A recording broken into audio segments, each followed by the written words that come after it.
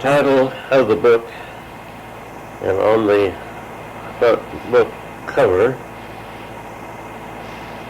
Pirate's Treasure Chest.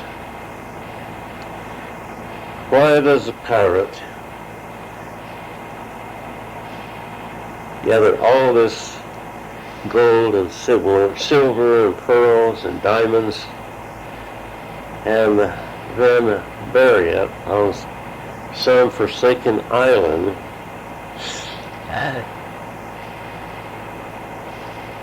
and go off and leave it? Why do we gather all this money, all this treasure,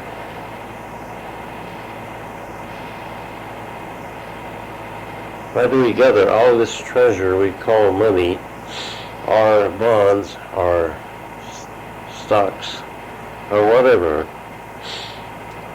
and bury it in the stock market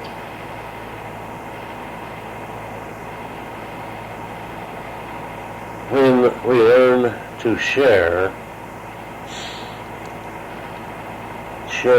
what we have with others who have less than we do?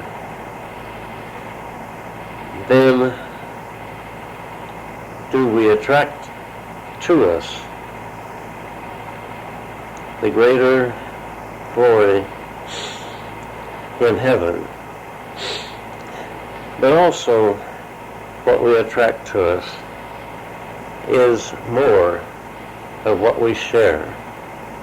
It doesn't have to come exactly in the same form that we share, but it will come to us in the great things that we aspire to have, the greater things that we aspire to have.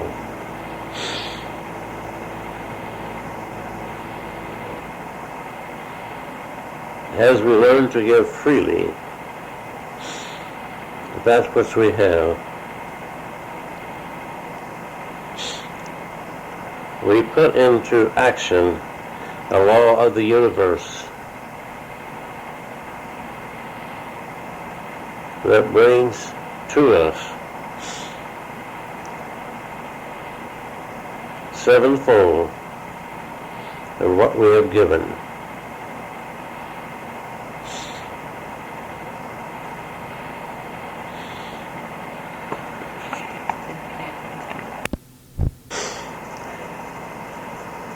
Storyline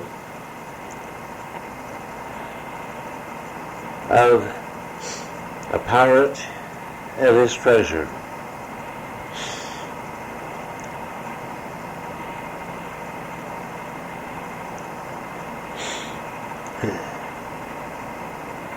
And how he buries it on the deserted island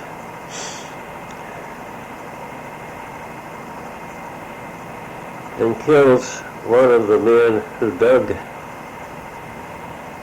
the hole to put the treasure in, to have his spirit safeguarded.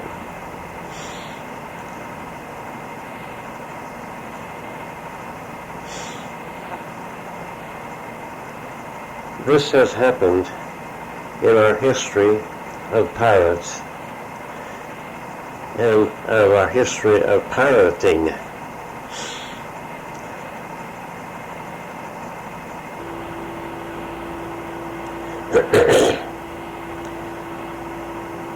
A rose by any other name is still a rose.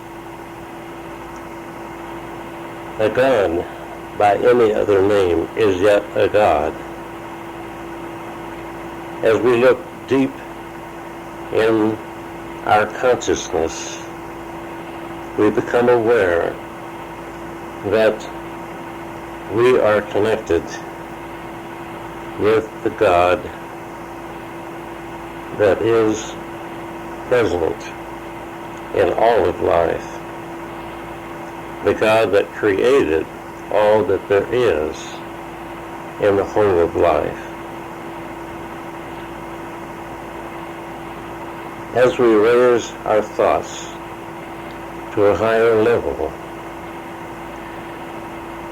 we allow our understanding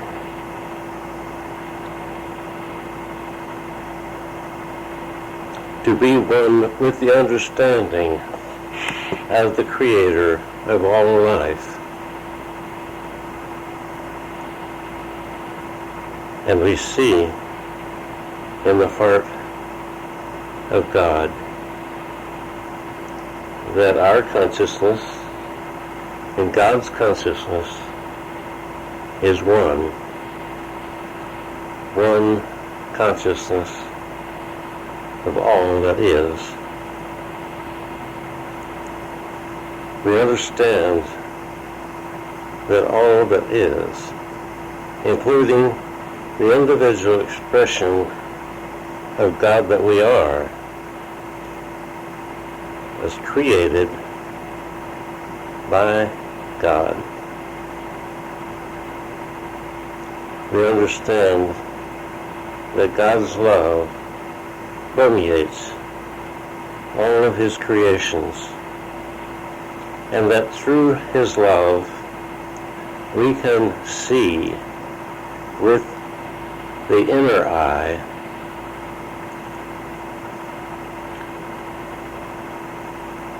that gives us a greater understanding of life as it truly is,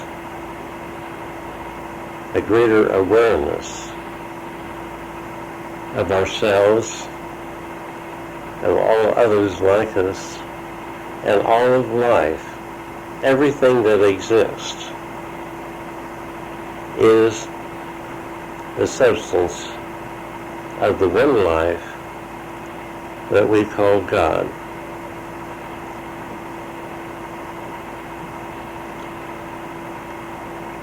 This understanding leads us into a greater awareness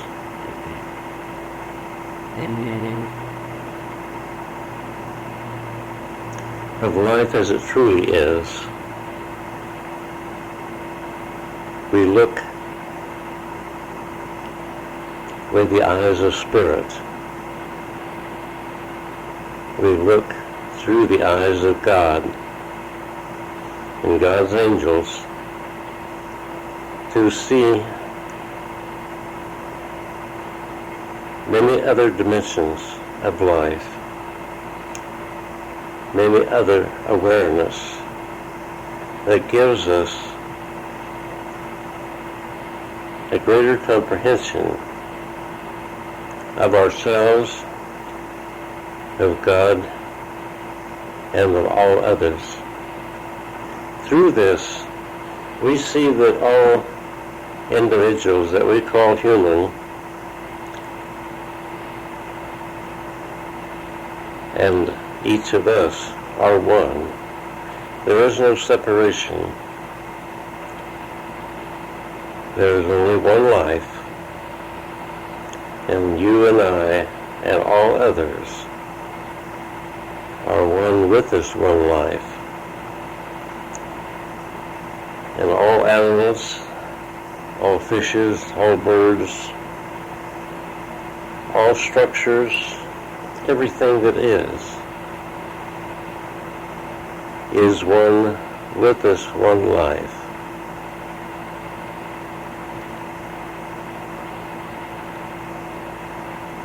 Through this greater understanding, we can release all fear. Guilt and fear are the only enemies that we have. As we understand the greater awareness of life and of ourselves and of each other, we comprehend that there is nothing to be guilty about for anyone, for everyone is doing the best they can at the moment. with their understanding of life, with the way they see the world as they see it, they are doing the best they can at the moment. This may be difficult for some to accept, but remember that we are much, much more than just this one life. We are spiritual, eternal beings, the eternity that had no beginning and will have no end, and that we have come to this physical plane, this earth plane, to experience what this dimension has to offer. And through the experiences, we move into life with the understanding and awareness that we comprehend at the moment, and with this greater awareness, as we accept it,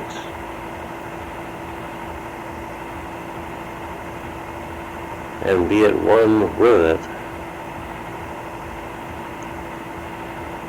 we are one with God, and we have the wisdom and understanding that God is. Maybe we are not using all of this wisdom and understanding at the moment, but know this, that we are moving into a greater wisdom and understanding every moment. We are growing into a greater God being that we are.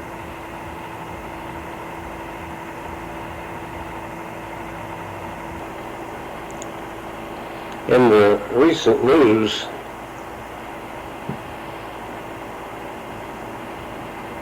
there was an item about 2 babies who were born connected at the head. We have heard several times about babies being born connected in different ways.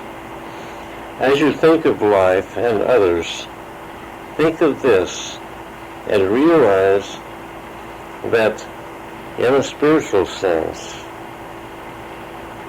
we are all connected with each other, all individual expressions of God, not just a few who have done what we think of as great things, but all are one with God, and you and I are one with all that is.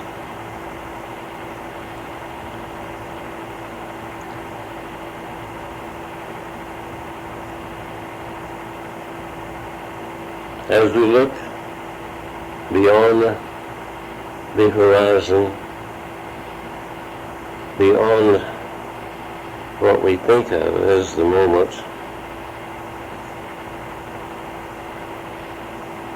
knowing that consciousness is ever expanding, and that you and I are one with all consciousness, the consciousness that God is, that we are expanding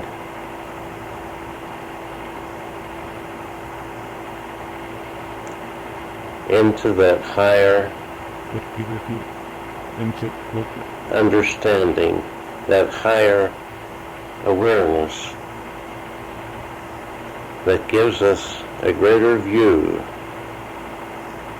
of that which is to come, a greater view of ourselves as we have been many times, in many lifetimes, on many dimensions, a higher expression of consciousness.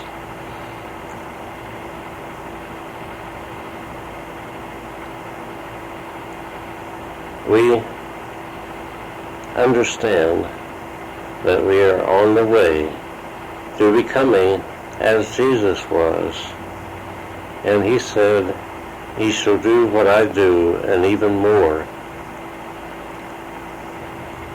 Taking this into our understanding, accepting it as true, not judging by appearances, but judging righteous judgment, right useness of the law, the eternal law of God.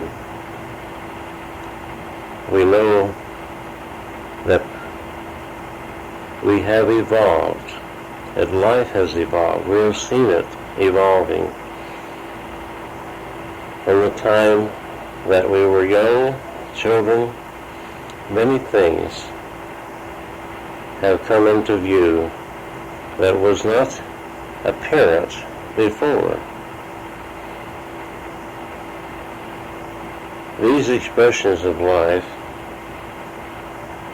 on the physical plane gives us an opportunity to understand that as the physical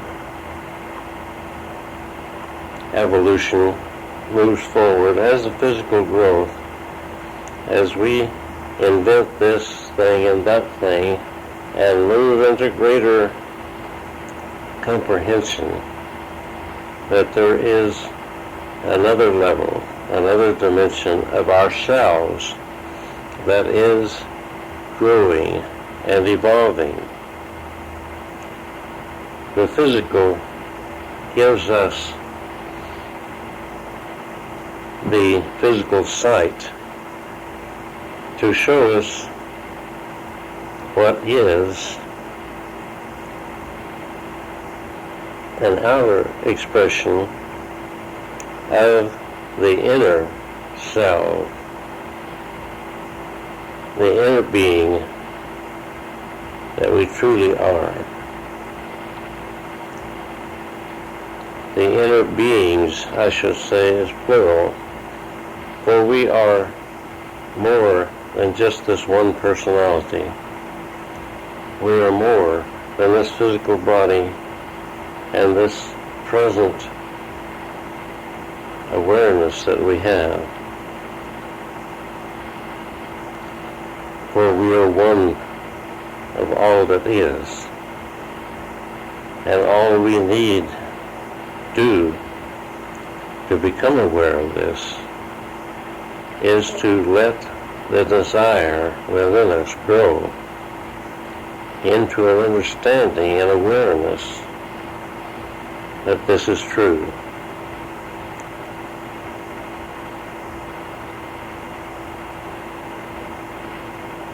By accepting this, then we are one with all others. We are one with their understanding. We are one with all individual expressions of God. And if desired, we can become aware of all consciousness of these individuals, which we call the combination of which we call God.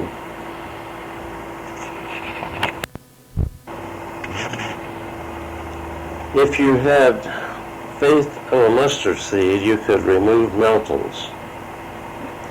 A mustard seed is very small, but if you had faith that is only the size of a mustard seed, you could literally, physically remove mountains. And most of the time, in most cases, we would not want to remove mountains. But perhaps it has been done in our past history, as Moses parted the seas. That took a lot of faith, or maybe just a little. If you have the faith and believe that you can do it, then you can do anything. But this belief has to be true belief, definite belief, not a wondering if you can, or maybe you can, but a knowing, a belief that is strong as a knowing that you can do and accomplish anything.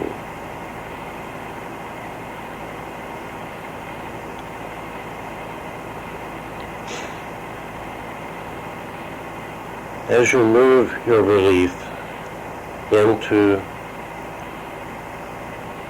a greater understanding, it becomes knowing.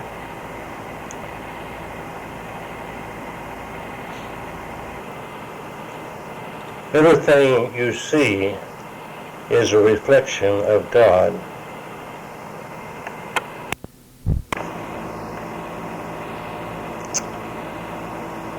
The beginning of a book, sleep would not come. Nerves were jagged and edged with raw pain.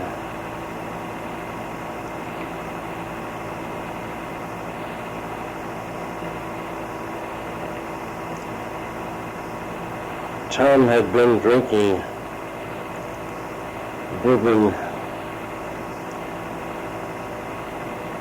for a long time, and for the past 2 months was out of work because of its excess drinking,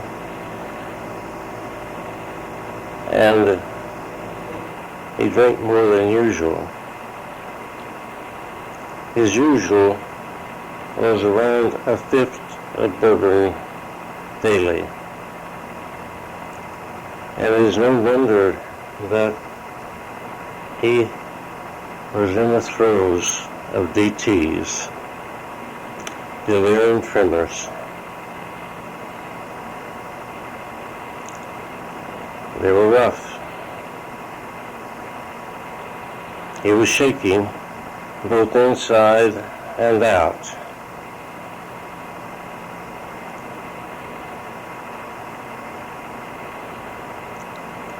What can he do?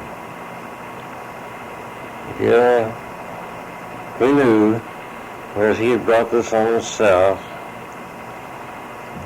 from this excess drinking. But what can he do now? He can't. He took 4 big slugs of bourbon. They did nothing. They did nothing. They did not faze him one bit.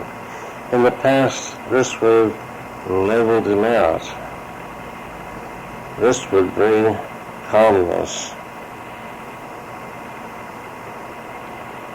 At least some version of calmness. Now, the alcohol was not his friend anymore. It did nothing for him. But he was left with this physical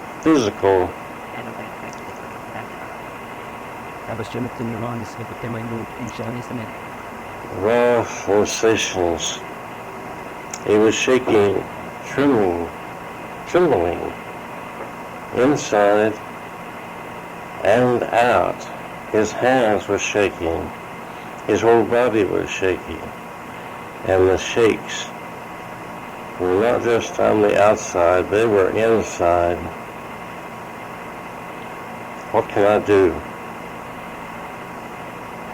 It came to him that he had seen the movie once of The Lost Weekend, starring Raymond Land, he thought, about someone who had the same, has lost a weekend. He'd forgotten it. And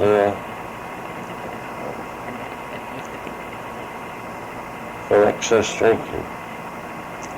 Well, he'd heard of Alcoholics Anonymous, AA, but he'd never considered following them or doing anything about it. But now, he'd do anything to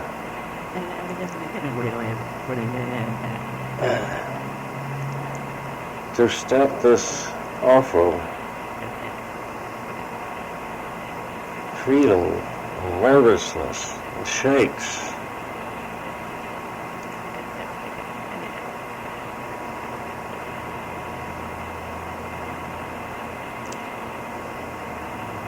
As he sat in a chair in a three-legged stand next to him that had a telephone on it. It was a finger dialing phone.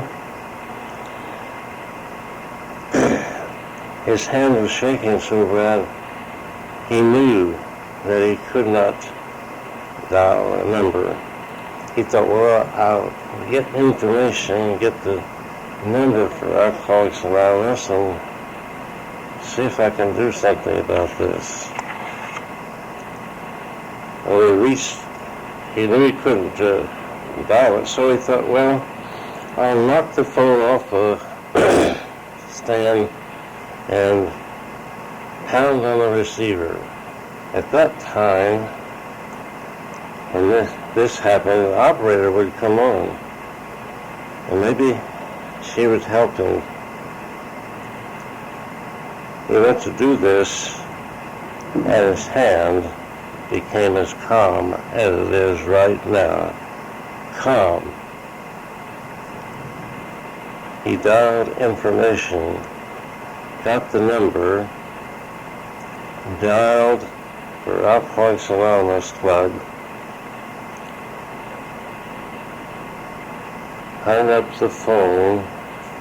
They gave him his name and address, everything.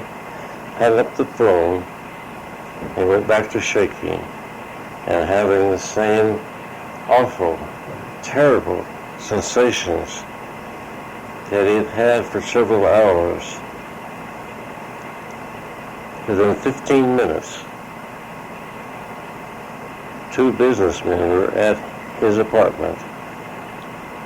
One was a millionaire lumberman. The other was the president of a steel company. He had a bar, and he had a fifth of bourbon and some glasses sitting on. They came in, he invited them in, and the first thing they said after introducing themselves, finding out his name, Tom, you have to stay away from that first drink. Well, that was a new idea. Tom had just thought about cutting down on his drinking. He hadn't thought about quitting altogether. No, you have to stay away from that first drink. Well, these men took him to the club that called AA, Alcoholics Anonymous, and introduced him to a man who had a car rental agency. And he looked at these men, and they were all alcoholics. They had had a drinking problem, maybe not just like his, but similar to join AA and discontinue consuming alcohol. This was almost unbelievable.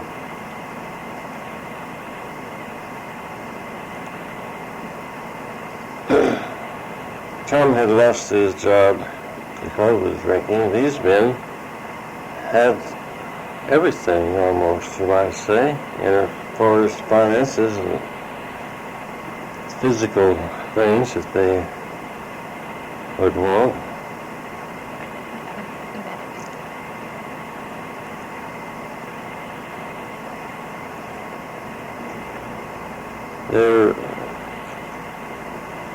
This was Monday morning, and April 30th. He realized, was told later, that Monday was the most difficult time. Monday was the time that most people called in for help who had a drinking problem. And all in the AA program there were 12 steps. And the 12th step was going out and to people who had called in for help.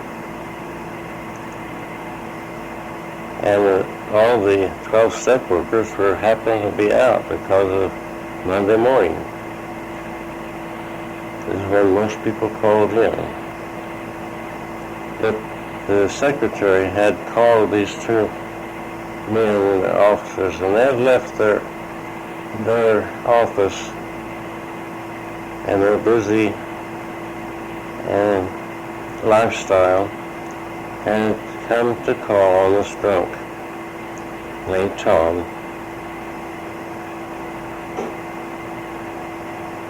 And as he realized this, he thought, if they can do that, maybe I can do that. Well, he wasn't very sure about that. So other men had wandered in to the club for coffee. They had a bar, but they served coffee. Well, he met several of them, and they sat and talked.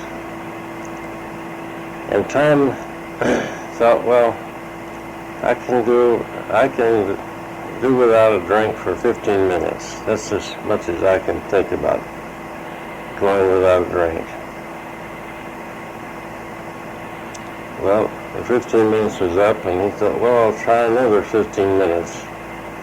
That was up, and he thought, well, somebody suggested, why don't you try 30 minutes? He did that, and stretched it out to an hour, and he remembered those DTs, those delirium tremors, and how terrible they were. And he thought, let's try it for a day. And that's all the program had asked him, one day at a time. Just live that one day and start the day out by asking God or your higher power or whatever to help you to stay sober that day, help you to abstain from alcohol for that day, only that day. So he made the day, and the next morning when he woke up, he remembered and asked God to help him to stay sober that day. Live in the present moment, somebody said. And it was difficult, very difficult. And he did this for a week. A week went by without drinking. And it wasn't so bad anymore. He was still he didn't have any friends. All his friends drank, so he knew he couldn't go around them if he was going to start drinking. So what was he do? Well, he made new friends in AA. And he went to a meeting every night.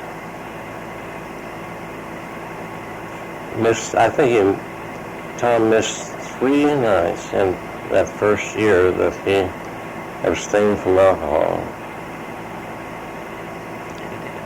And he'd sit there and talk to other alcoholics, and they had a program, those 12 steps and 12 traditions, and they had a big book that they talked about. And so he got these books and read them, and in the evening programs, they had study groups, and he joined one group that met once a week.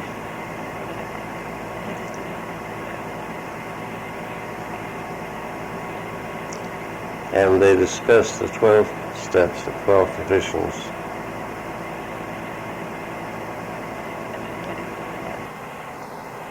As you look to the horizon, you have a longing to be there, to go to the next hill, to see what there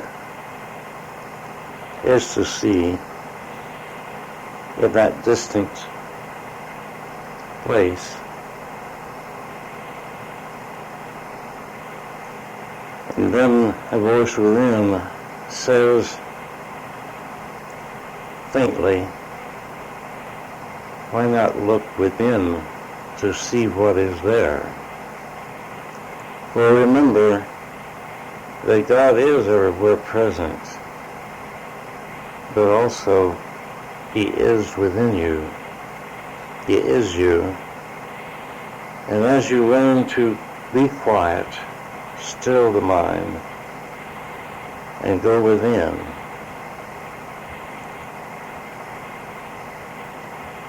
you have a quiet, silent presence of God that speaks with feeling, that speaks with understanding, that speaks to your heart and to your soul. For God is your soul. Know this, and as you learn to know it, as you first believe it, and then know it, then you know God. You have His presence always with you. You have His presence within you. His love for you is ever there. Reach out with your feelings and take it unto yourself. Be at peace, and you will find God. Be loving to God and all His creations. And remember that there is nothing in the whole of life that is not God's creations. For everything is God, for God is everywhere present, and especially He is within you, loving you constantly, continually.